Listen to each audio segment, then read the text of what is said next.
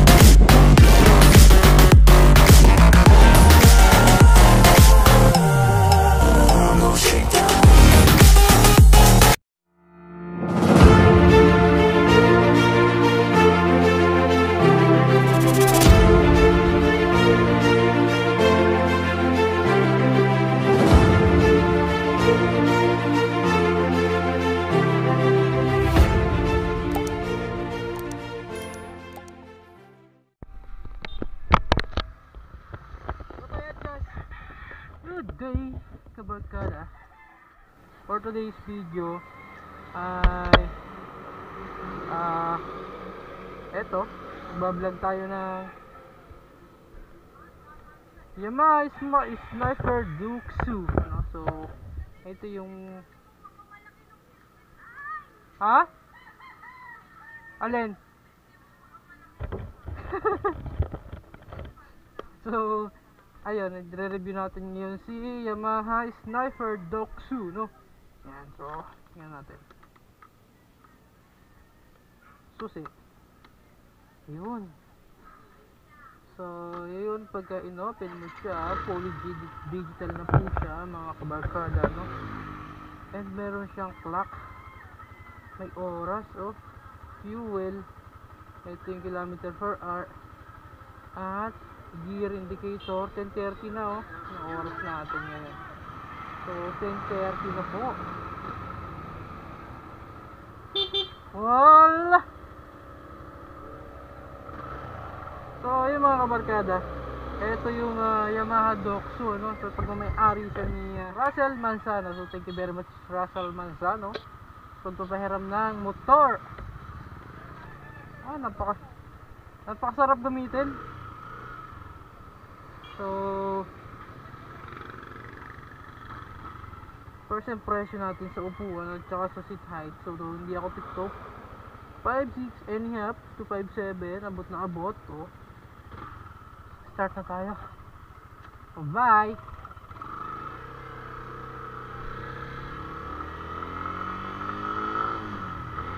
Dako naman tayo sa kanyang acceleration. Ay, iba talaga pagdating sa Yamaha, no? Dahil yung kanyang acceleration, kanya silinyador ay napaka-aggressive, ano? Master of torque nga, di ba? May mga M series sila, talagang master of torque. At ang masasabi ko sa torque nito ay napaka-husay, napakaganda. Ayan. So dito tayo sa medyo malapit lang, ano? Pier tayo pupunta, pier. Dito tayo magbablog. So, test ride lang mga kabarkada. So, second gear. Ganda pala dito, And, testing natin yung kanyang woo! Pakina mo!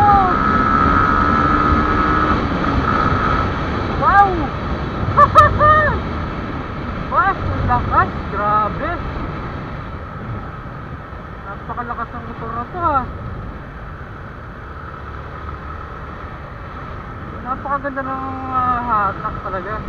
Ngayon lang ako nakagamit ng sniper. Ang masasabi ko sa sniper na to ay sulit talaga.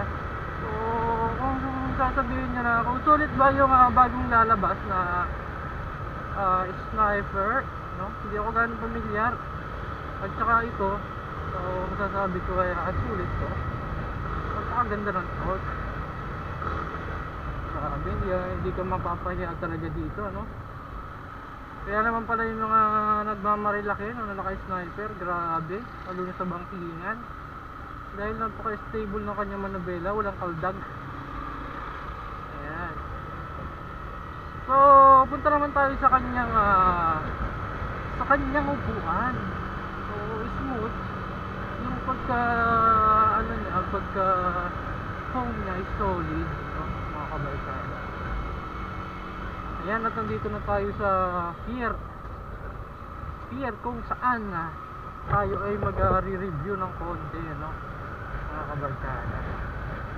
Ayan, so dito tayo sa pier para fresh ang hangin. Ayan, at konti lang ang tao. So nasubukan naman natin yung power sa maiksi lang. So punta muna tayo sa may kabila. Hindi ko na sinerch may specs nito at napakita ko lang ay yung kanyang looks, so yung gulong. So, hindi ko pa talaga na-review tong motor na to ever since. Dito lang ako pupesto sa may tabi, no? Yan, ito lang tayo sa may tabi. Napakaganda, putang. So shoutout kay Sir Russell. So siya po ay isang magiting na policeman. Yan.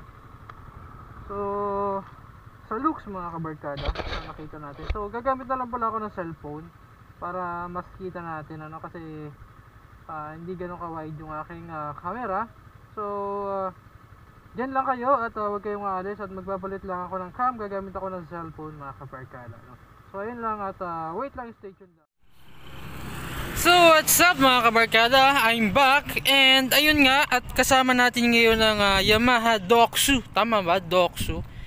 Yan yung Yamaha Sniper Doxu. So nasakyan ako kanina at sa maiksing pagsakay ko sa motor na ito ay ramdam ko yung power talaga. Grabe. Third gear pa lang, second gear pa lang. Grabe na, mga kabarkada. So bago ang lahat, tulad ng dati, simulan ko siya sa gulong. Si Doxu Sniper ay naka Dunlop, ano, na 90/80/17 sa harap at ang braking system naman po niya is disc brake, no? So sa likod, yan. Sa likod na gulong is Dunlop din and ang kanyang size ay ano ka? 120/70/17 yun, mga kabarkada, no? So napakaangas talaga ng motor na to. At saka ang kagandahan dito, hindi ka na magpapa-repaint ng mags dahil repainted na po siya. Ayan, napakaganda ng graphics ng motor na to. So matte finish po siya. Ayan, matte finish po siya. Napakaganda, grabe. Ayan, so yung kanya namang ilaw sa harapan ay yung signal light niya is, alam ko dito, valve type valve type pa rin siya. Sa headlight naman niya ay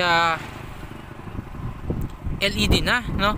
So LED na rin yung kanyang headlight. So ito pala park light. Ayan, ito yung pinakang ilaw niya, talagang headlight. Napaka-pogi, grabe. Yan, tapos sa likuran naman, alam mo marami nakapag-review nito, sa akin lang isa napakita ko ulit, no?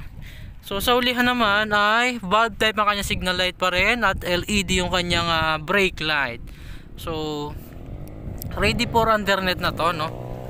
Tatanggalin mo na lang yung tornilyo dyan, no? Tapos yung graphics nya, napaka-decente, napaka-pogi, grabe. Napaka-pogi, ibang sniper, no? Tapos detalyado talaga. Bagong hugas pa yung, mga kabarkada. Walang magic gatas, walang kung ano-ano, talagang original color niya yan. So ayun nga, mapunta naman tayo sa kanyang mga button. So sa kaliwa, ayan na yung busina. So open ko muna. So eto yung kanyang busina. Ayan, busina po siya. Yan, yun yung kanyang busina. And ito naman ay kanyang pinakang headlight, no. Ito yung sa headlight niya. And ito naman sa baba, pag pinindot mo yan, pass light yan. So papakita ko sa inyo mamaya. At sa kabila naman ay mayroon siyang electric start. Tapos etong kanyang para sa kanyang ano to, ilaw, no. Ilaw. So di ko alam kung may hazard siya. So on ko lang. Ayun, may hazard nga pala siya, oh. Ayan, kung nakikita niyo may ilaw kabilaan, may hazard siya. Ayun, nandun na rin pala kanyang hazard. Ayan. So eto pala is hazard, no. Ayan, ito yung off ng kanyang hazard. Ayan. So napakaganda. And sa panel naman mga kabarkada, katulad ng dati, sana nakita nyo dyan sa unang video natin. Tuturo ko na lang dito. Medyo mainit kasi against the light tayo eh. So meron ditong oras. So 10:40 na po. Ayan, ito yung para sa fuel. Ito din sa kilometer per hour, kung tumatakbo na ng 120, no. So ito naman yung kanyang RPM. Ayan. So sa taas naman ay makikita natin yung sa neutral. Ito ata sa heat, sa temperature pala. Heat tuloy. Sa temperature, ito yung indicator ng battery. Tapos ito yung sa signal light, hazard, yan. Tapos itong isa ay check engine, tama ba? Ayan, tapos ay headlight. Yan. So FI na rin po ito mga kabarkada. And ayun lang mga kabarkada yung ating first impression. At isa pa mga kabarkada ay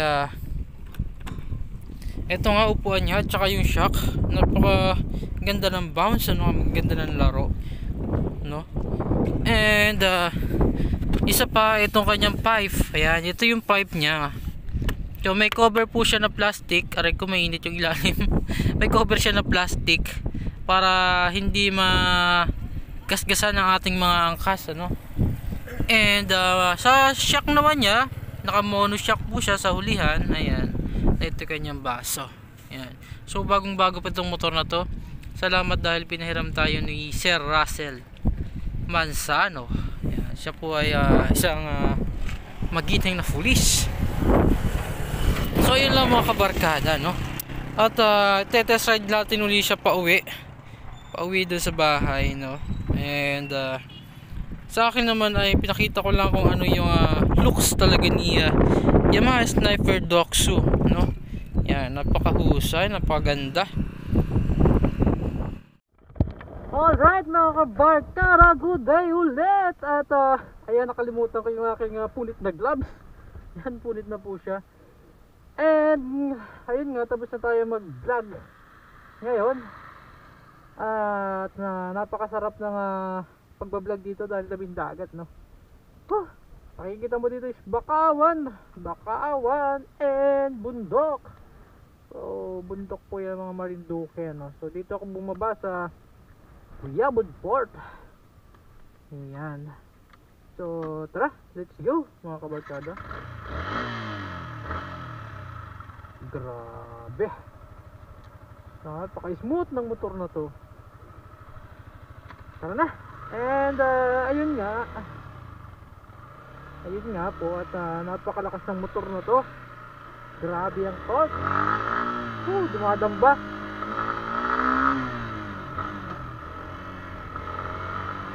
Ayaw kong persahin dahil hindi akin.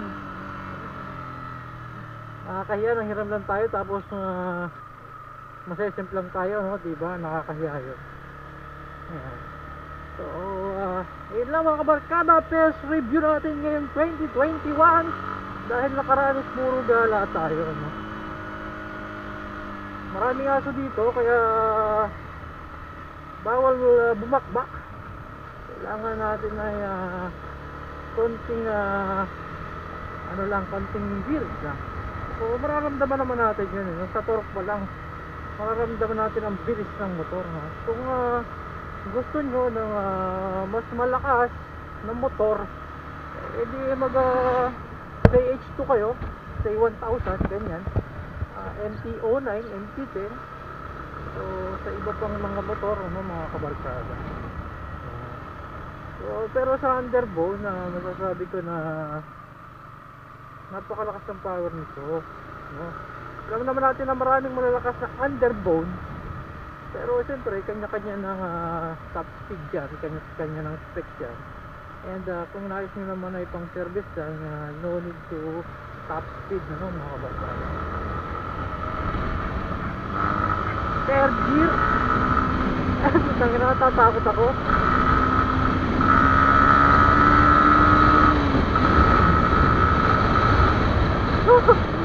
Oh, 84 lang. 84 lang natatakbo ko. Nakakatakot kasi. Grabe ang lakas. 84 lang ang kaya ko dito. Grabe. So isusunod ko dito is Honda Beat or NMAX, ano? NMAX Mio M3. Yan, so yun isusunod ko sa mga vlog natin, mga kabarkada. At iba-ibang test ride yan. So eto, test lang natin dito sa Patag, no? Grabe yung power nito, grabe. Gusto kong isang daan, pero natatakot ako. So ayan lang, mga kabarkada, thank you very much sa inyong panonood. At talaga namang napakabisa ng motor na to.